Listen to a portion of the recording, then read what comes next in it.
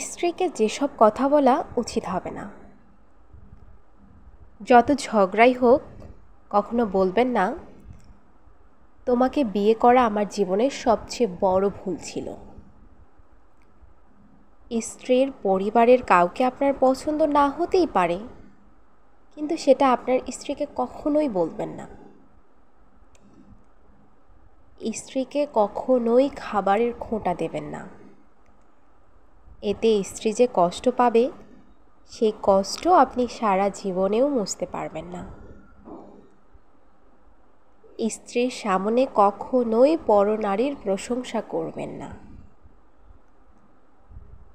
ঝগড়া করতে ইচ্ছা হলে ঝগড়া করুন, কিন্তু গালাগালি করবেন না।